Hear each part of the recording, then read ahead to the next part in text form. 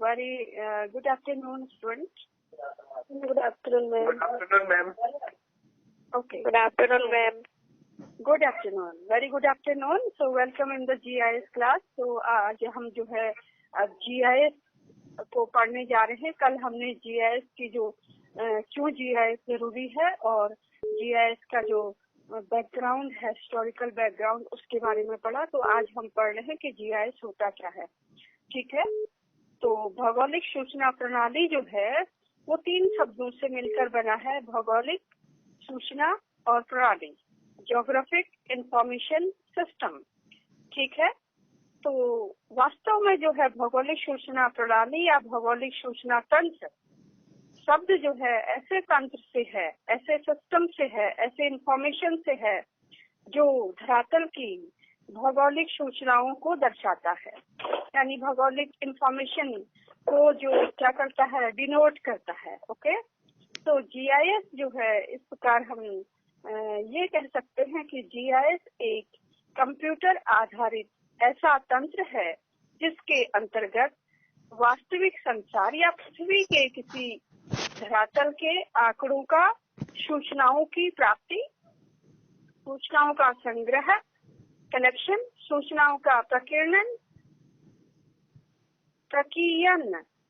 Process, परिचालन सूचनाओं का और विश्लेषण, एनालिसिस और व्यवस्थीकरण यानी मैनेजमेंट. फाइनली हम मैनेजमेंट करते हैं.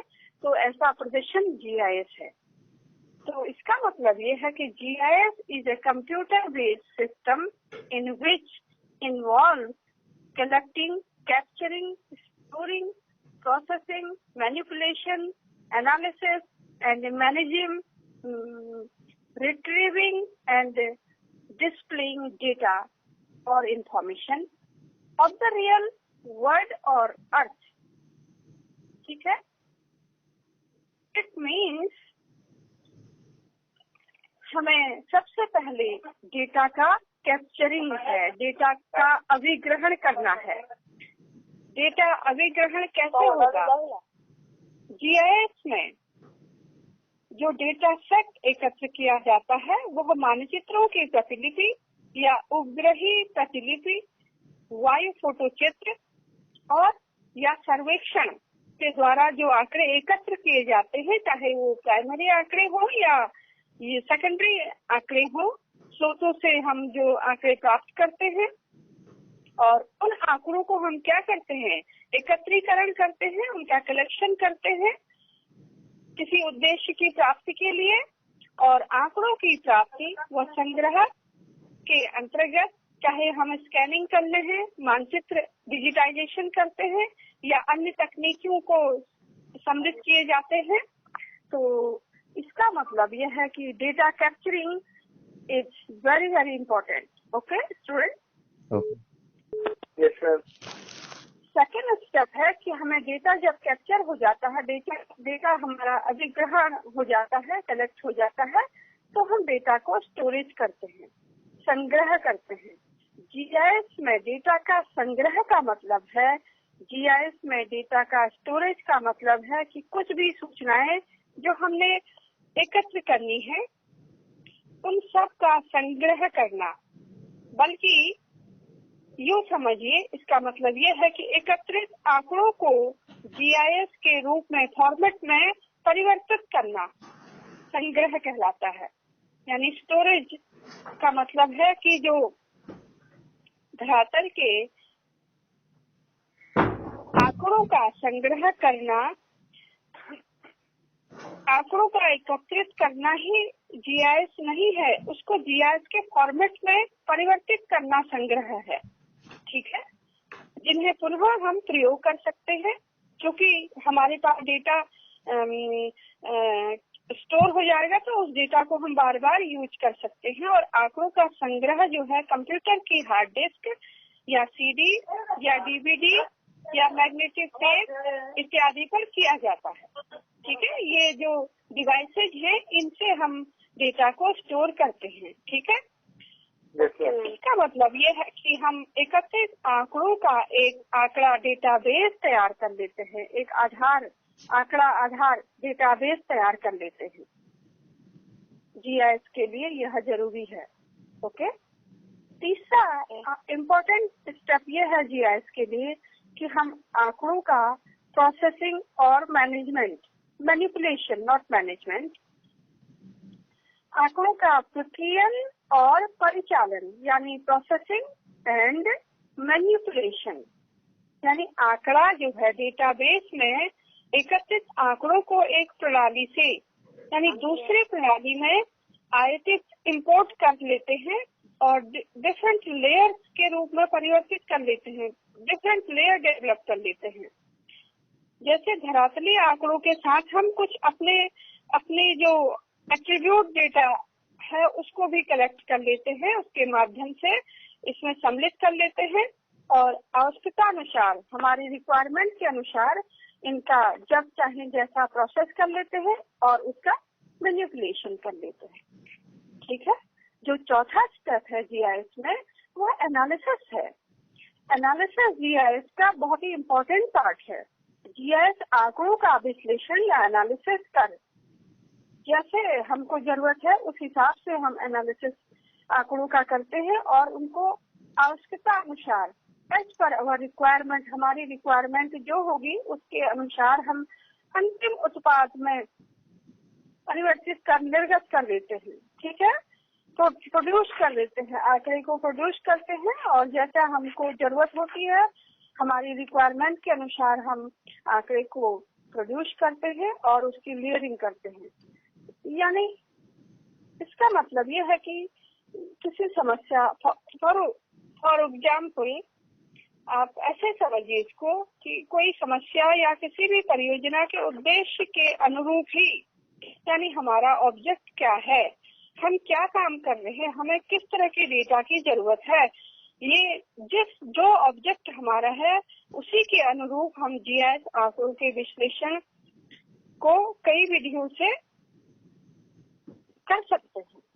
विश्लेषण चाहे वो मैथमेटिकल विधि से कर सकते हैं, गणितीय विधि से कर सकते हैं, चाहे हम सांख्यिकी, धरातली जो स्टैटिस्टिकल टेक्निक्स यूज करते हैं, चाहे हम नेटवर्किंग से यूज करते हैं, चाहे हम गुणात्मक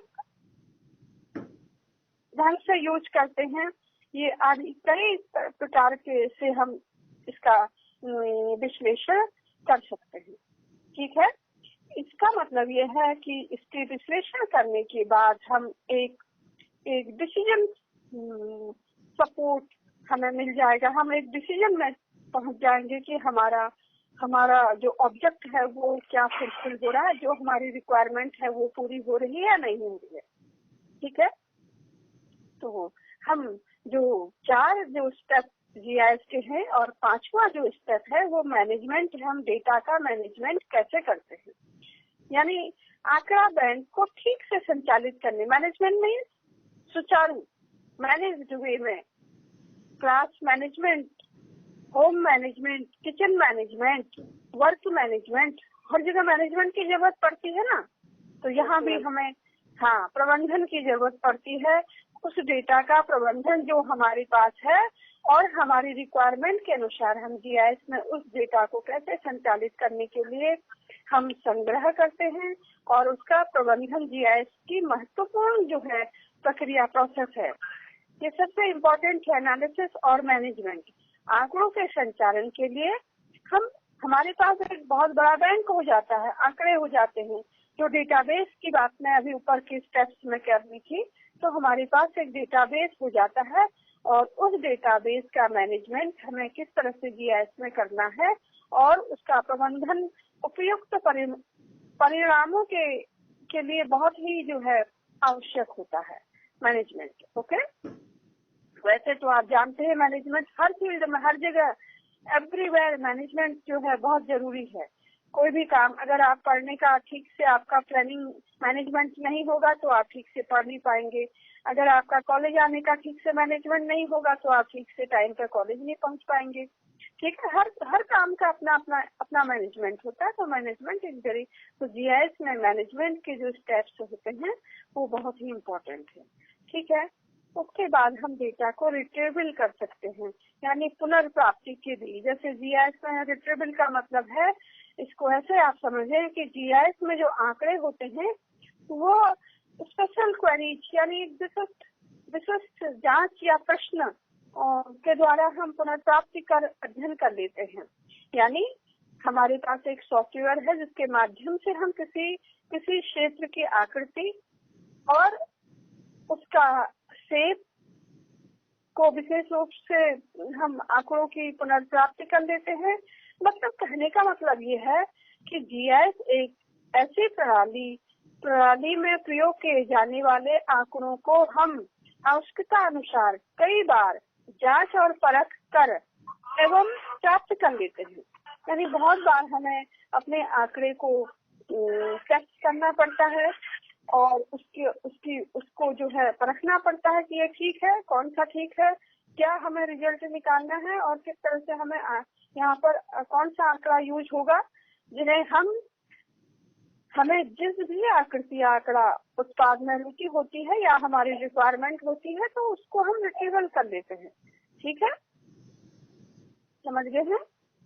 और फिर फाइनली हम डिस्प्ले करते हैं। हम उस डेटा को, जिस डेटा में को हमने कलेक्ट किया, स्टोर किया, स्टोरेज किया, हमने प्रोसेसिंग तथा मैनिपुलेशन किया डेटा का, उसके बाद हम डेटा का एनालिसिस करते हैं, उसके बाद प्रबंधन करते हैं, रिट्रीवल करते हैं और फिर इसके बाद हम डेटा को डिस्प्ले करते हैं। यानी डिस्प्ले का मतलब है जीआईएस में जो जीआईएस प्रणाली का जो लास्ट रिजल्ट जिससे निकलता है वो आंकड़ों का डिस्प्ले करना है। यानी जो अंतिम कार्य आंकड़ों के उत्पाद का प्रदर्शन करना है। ठीक है, यह डिस्प्ले दो तरह का हो सकता है। पहला तो परिणामों को हार्ड प्रतिलिपियों में यानी हार्ड कॉपीज में आप, तथा दूसरा हार्ड कॉपी के रूप में आप प्रिंट कर सकते हैं। कोई रिजल्ट आपने निकाला है, यानी सपोज आप तराई में पानी की कमी हो रही है, तराई में पानी का लेवल नीचे जा रहा है, तो आपने एक रिजल्ट निकाला कि हाँ ऐसा हो रहा है। तो जब रिजल्ट आपका निकल गया, आपने डेटा को डिस्प्ले करना है तो आपने प्रिंट निकाल लिया उसका। ठीक है, एक प्रिंट निकाल लिया आपने और उस प्रिंट से आपने देखकर बताया कि ये मेरा रिजल्ट है, इस तरह से निकल रहा है।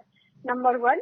नंबर 2 है आप कंप्यूटर स्क्रीन पर प्रदर्शित कर अवलोकन करना, यानी आप अपने स्क्रीन पर उसको दिखा सकते हैं, प्रेजेंटेशन कर सकते हैं, पावर पॉइंट के द्वारा लोगों को दिखा सकते हैं, अपने मानचित्रों को, चार्ट्स को, अपने चार्ट्स बना सकते हैं, डायग्राम्स बना सकते हैं, आप मॉडल बना सकते हैं। जैसे आप चाहें वैसा आप इसको डेटा का डिस्प्ले आप कर सकते हैं।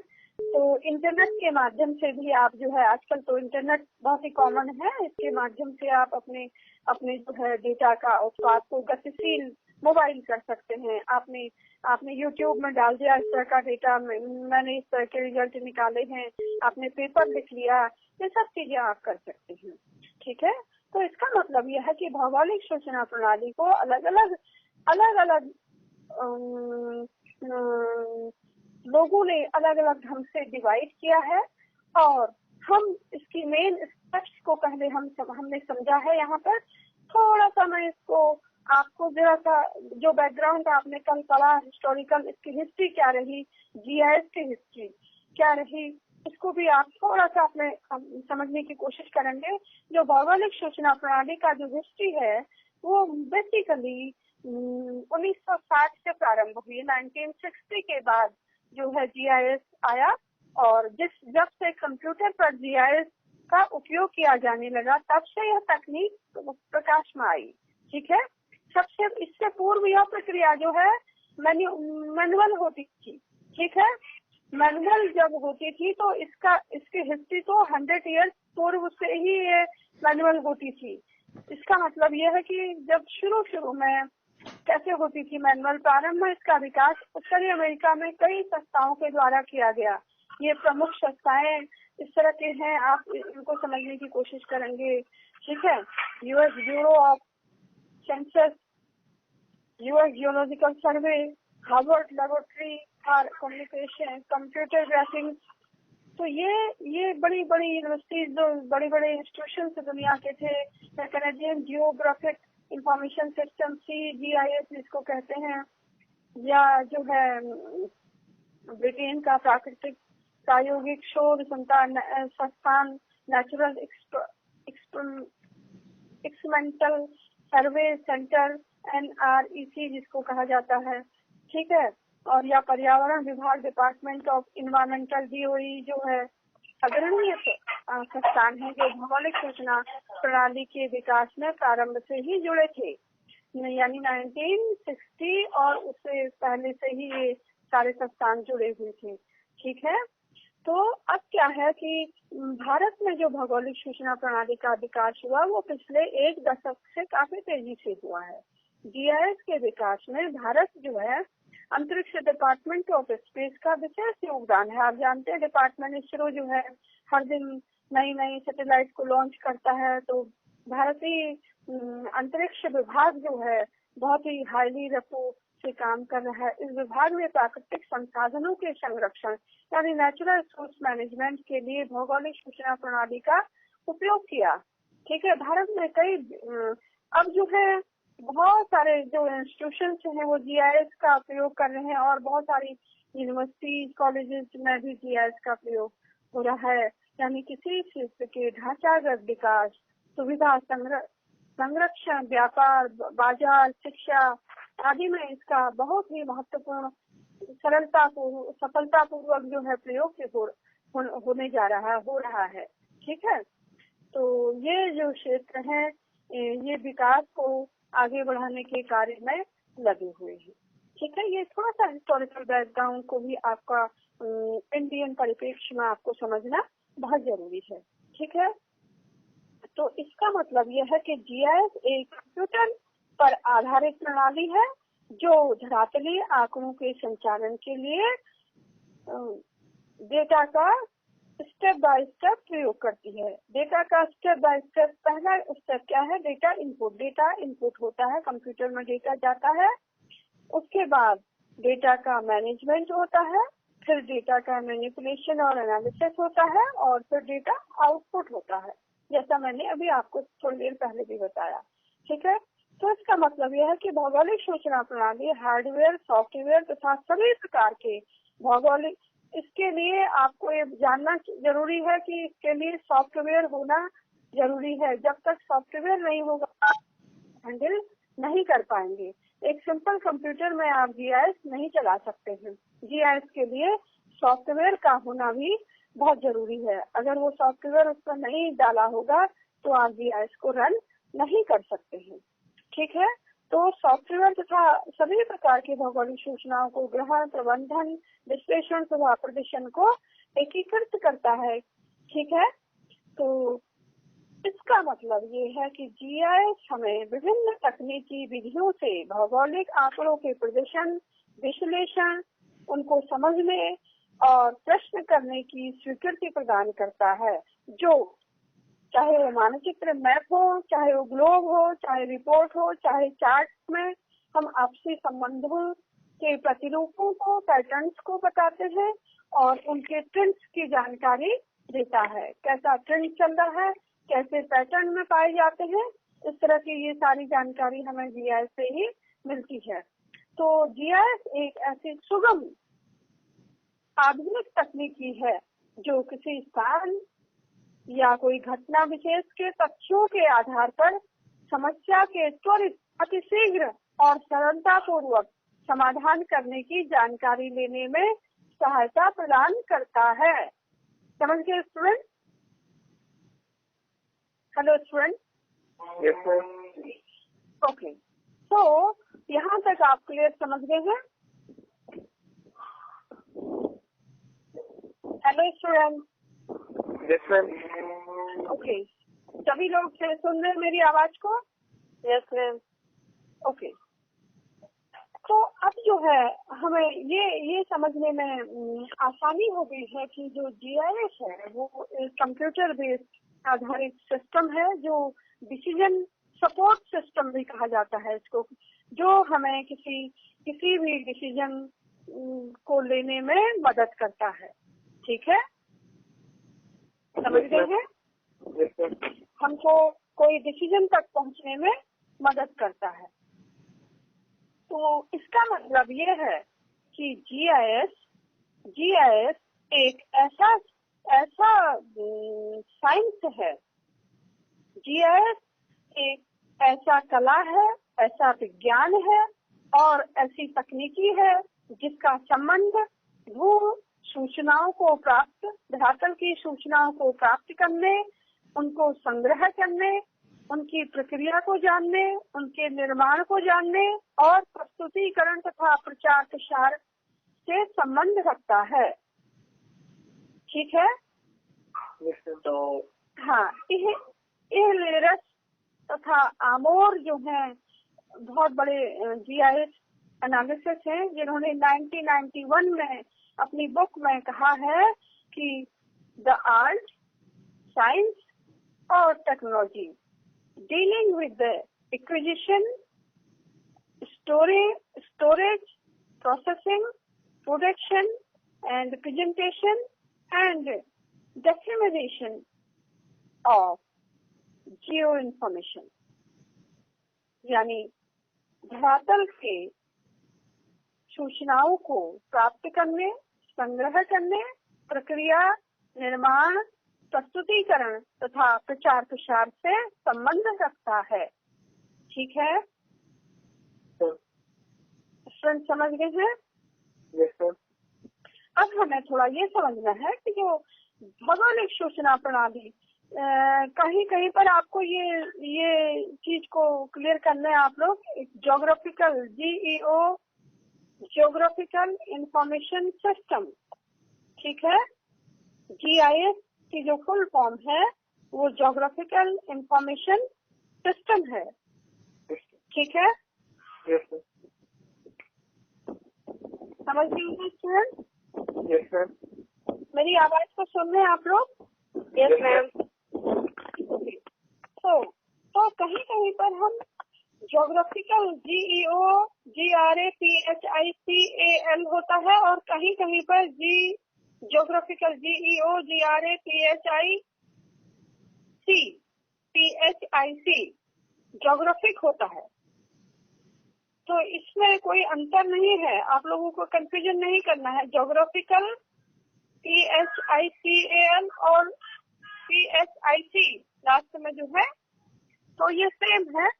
जो अमेरिकन वैज्ञानिक थे वो ज्योग्राफिकल यूज करते हैं और जो ब्रिटेन के लोग थे, जो ब्रिटेन के जीआईएस एनालिस्ट थे, वो ज्योग्राफिक PHIC को यूज करते हैं। दोनों एक ही चीज है। ठीक है?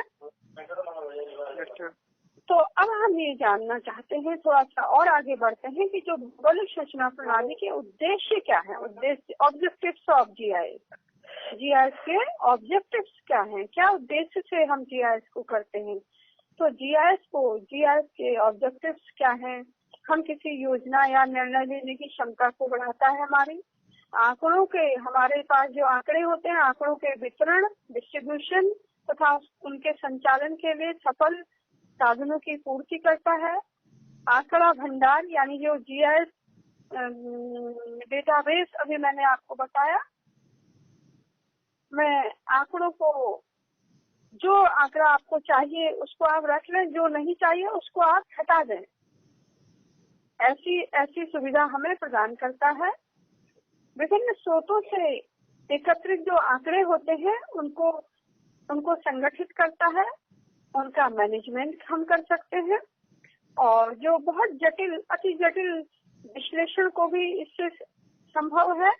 और फाइनली जो है भौगोलिक आंकड़ों के विश्लेषण से जो नई नई सूचना हमें प्राप्त होती है, यह जीआईएस के ऑब्जेक्टिव्स होते हैं। यानी जीआईएस को हम इन सब रूपों में देख सकते हैं।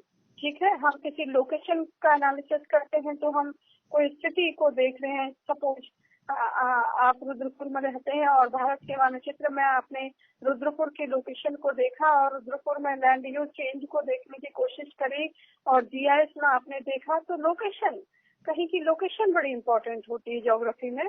तो उस लोकेशन को देखने की हम GIS से उस लोकेशन को समझ सकते हैं। ठीक है। Yes, ma'am. तो कोई भी स्थान या वस्तु कहाँ स्थित है और उसका जो उत्तर है, नॉर्थ जो है, GIS के विश्लेषण से आसानी से प्राप्त हो जाता है। जैसे आप सर्वे करने जाते हैं, फील्ड सर्वे में इंस्ट्रूमेंटल सर्वे करते हैं, आप लोगों ने किए हैं, प्रिज्मेटिक सर्वे, प्लेन टेबल सर्वे किया है ना बाहर। Yes ma'am, yes ma'am. हाँ, जब आप करते हैं तो सबसे पहले क्या करते हैं, आप अपनी लोकेशन को आइडेंटिफाई करते हैं धरातल में, तो आप नॉर्थ निकालते हैं। ठीक है। हाँ, नॉर्थ निकालते हैं ना। नॉर्थ इसलिए निकालते हैं आप लोग कि आप अपनी लोकेशन उस धरातल के जहाँ पर हमारी टेबल है वहाँ पर हमारी लोकेशन कहाँ है, बसाव जो स्थिति है हमारी वो कहाँ पर है, वो बड़ी इम्पोर्टेंट होती है। अगर हमें नॉर्थ निकल जाता है तो बाकी दिशाएं हम अपने आप क्या है हमें पता चल जाती हैं। ठीक है, समझ गए हैं। दूसरा जो होता है वो दशा, कंडीशन होती है। दशा से मतलब है कि कंडीशन जो है उससे मतलब है कि कोई वस्तु कहीं पर किन कारणों से है और किन दशाओं में स्थित है। यानी आपके रुद्रपुर में जो है वो कल्याणी नदी है और कल्याणी नदी में बहुत ज्यादा पोल्यूशन हो गया है। इसकी कंडीशन अगर हम देखें तो वो किस दशा में है, पानी की बहुत कमी है, सारा पोल्यूशन से भर गई है, जो आसपास के लोग हैं वो सारा उसको पोल्यूट कर देते हैं और सचकुल से भी सारा पानी, गंदा पानी, जो फैक्ट्रियों का पानी होता है, प्रदूषित जल जो है वहाँ उसमें जा रहा है। ठीक है, तो इसका मतलब ये हुआ कि हम जो रुद्रपुर में कल्याणी नदी का स्टेटस पता कर रहे हैं, कंडीशन को पता कर रहे हैं। ठीक है, तो इसका मतलब यह है कि किसी भी लक्ष्य या वस्तु के बचाव स्थिति की पहचान GIS प्रक्रिया से की जाती है। फिर हम ट्रेंड को देखते हैं, प्रवृत्ति कैसी है, यानी प्रवृत्ति का अर्थ है जो परिवर्तन है वो परिवर्तन को हम देखने की कोशिश करते हैं। कोई भी मानचित्र तब तो या देखो, कभी कल्याणी जैसे पहले थी वैसे आज नहीं है, पहले कुछ बेटर स्थिति में होगी, आज और खराब स्थिति में आ गई है। तो इसका मतलब क्या है, उसमें जो पोल्यूशन है वो बढ़ता जा रहा है। यानी ट्रेंड का मतलब है बढ़ते हुए क्रम में इसकी पुष्टि जो है, इसका एनालिसिस जो है हम GIS में आसानी से कर सकते हैं। कितना इसमें पोल्यूशन हो रहा है, पानी का लेवल पहले कितना था अब कितना है, पहले कितने लोग इसके आसपास रहते थे अब कितने हैं, तो उसके ट्रेंड को हम पता कर लेते हैं। यानी परिवर्तन जो हो रहा है उसको पता करना, और वो परिवर्तन के कारण जो चर हैं वो क्या है। ठीक है, परिवर्तन किन कारणों से होता है, परिवर्तन आप कैसे देख सकते हैं, तो मुझे बताएंगे किसी भी चीज में परिवर्तन आपके किन रूपों में देखते हैं। यानी कल्याणी नदी में पानी कम हो रहा है तो आपने क्या देखा। हेलो स्टूडेंट, मेरी आवाज सुन रहे हैं? ओके, तो परिवर्तन को सबसे पहले हम आकार में देखते हैं, आकार में वृद्धि हो रही है या कमी हो रही है, यानी साइज, इंक्रीज द साइज और डिक्रीज द साइज, जो साइज है वो बढ़ रहा है या घट रहा है। आकार में कमी, हाँ, आकार की कमी, आकार में जो कमी हो रही है, स्थान में परिवर्तन हो रहा है, इसको देखते हैं। उसकी पोजीशन चेंज हो रही है उससे, ये देखते हैं। हम ये देखने की कोशिश करते हैं जो शेप है, उसका साइज, आकृति है, क्या वो भी चेंज हो रहा है। तो परिवर्तन हम 3 रूपों में देख सकते हैं, एक तो increase size, decrease size and change position, और चेंज शेप, जो आकृति में परिवर्तन होता है उसको भी हम देख सकते हैं।